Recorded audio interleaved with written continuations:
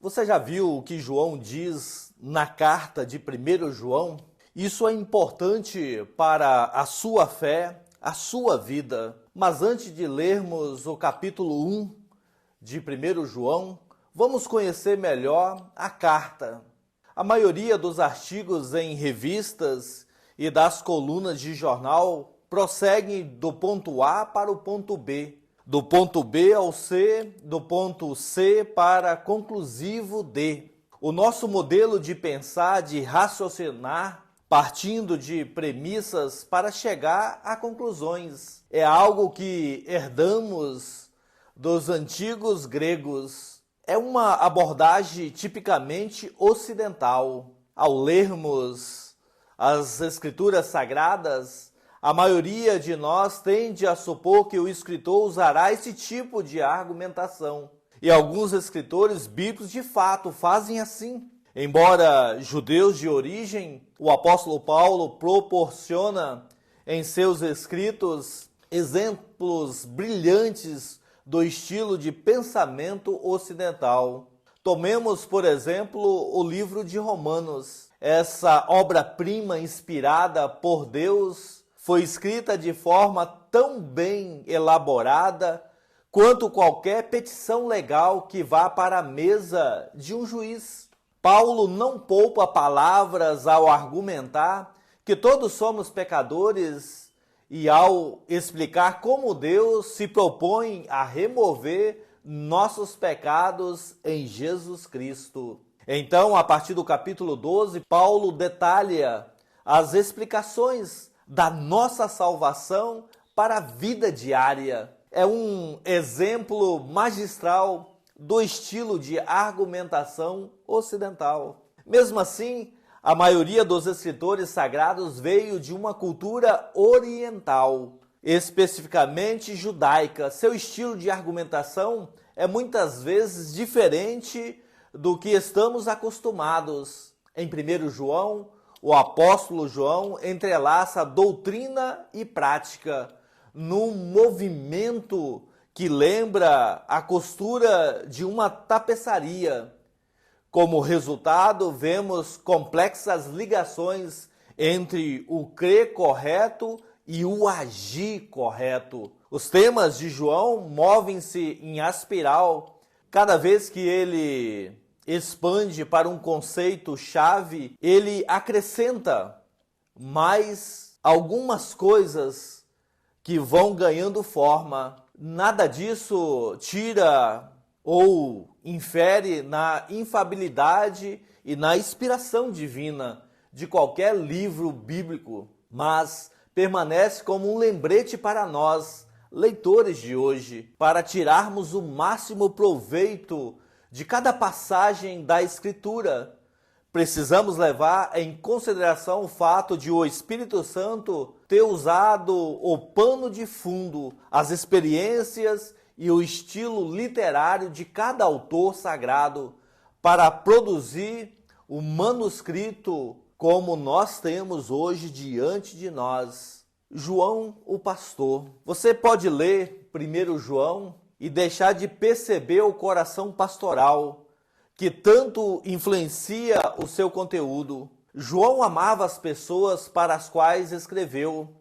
Afinal de contas, elas eram do povo de Deus, filhos queridos de Deus. E já idoso, o apóstolo os considera como seus próprios filhos. Sempre de novo, João trata seus leitores como filhinhos ou meus filhinhos. Esses termos carinhosos revelam a terna compaixão do apóstolo por aqueles a quem havia nutrido na fé. É provável que o Espírito Santo tenha usado João para trazer essas pessoas à família do Pai Celestial. Ou então que João tenha começado a apacentá-las quando elas ainda estavam iniciando sua nova vida em Cristo Jesus. Em vários momentos, ele as lembra de que viriam e precisariam disso,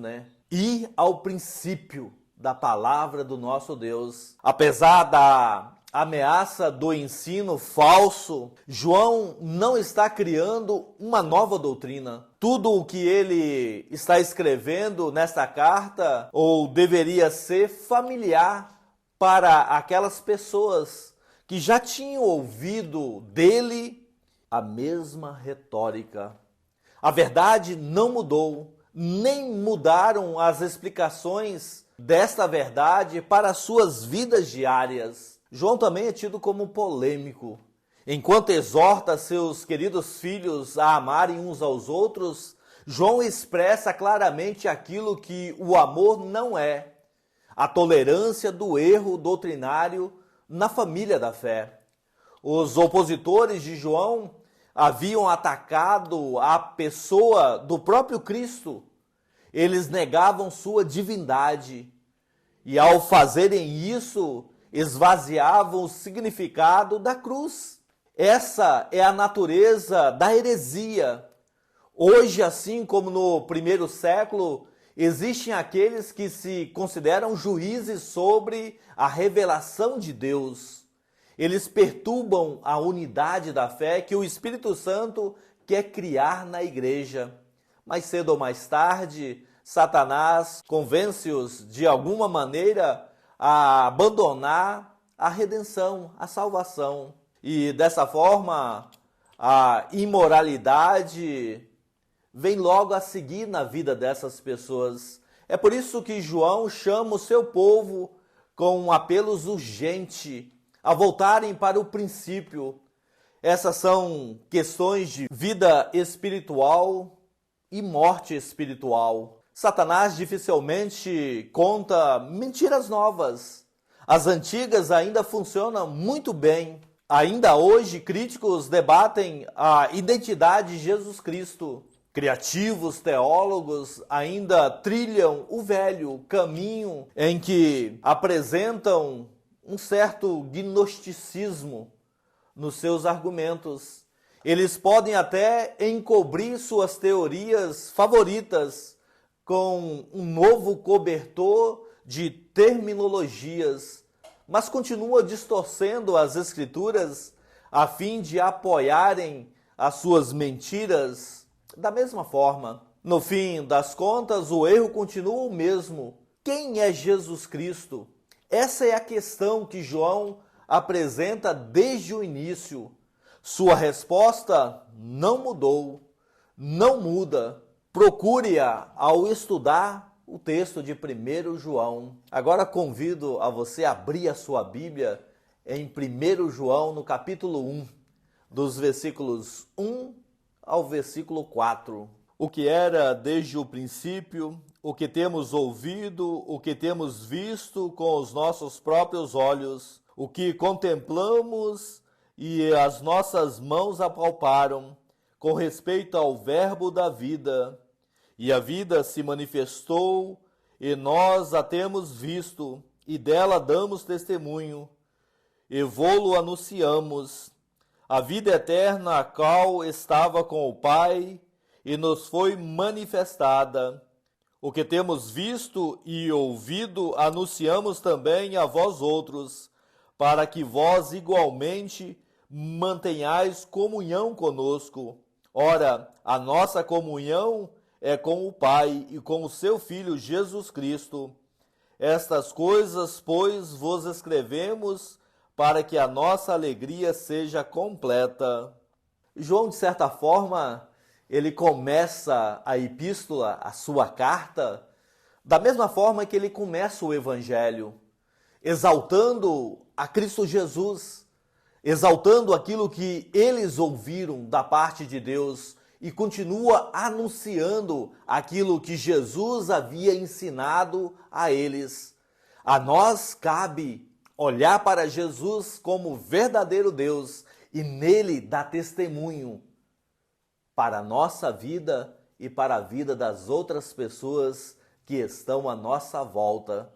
Continuamos a leitura dos versículos 5 a 10.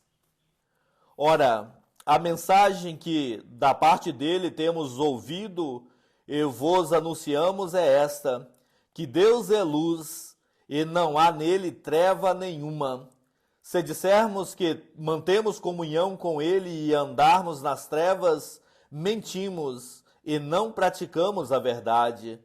Se, porém, andarmos na luz como Ele está na luz, mantemos comunhão uns com os outros, e o sangue de Jesus, seu Filho, nos purifica de todo o pecado.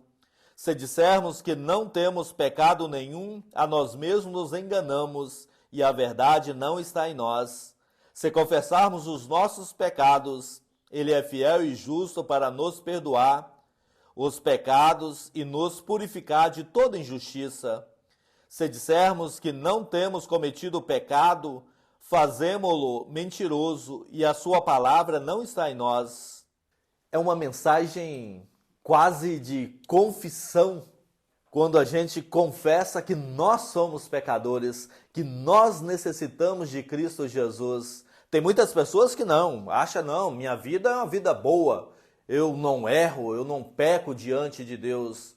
Mas quando nós ouvimos essas palavras que chama cada um de nós à confissão, nós percebemos que não é bem assim. Somos convidados a estarmos junto com os irmãos, a estarmos na igreja, no corpo de Cristo, recebendo o grande perdão que Cristo conquistou para cada um de nós. Cabe a cada um de nós decidirmos, irmãos, se queremos ou não vivermos nesta fé maravilhosa em Cristo Jesus. Sempre é bom rever o conteúdo, e hoje é um conteúdo breve, mas significativo para a nossa fé. Nos encontramos de novo na quinta-feira. Deus abençoe a sua vida.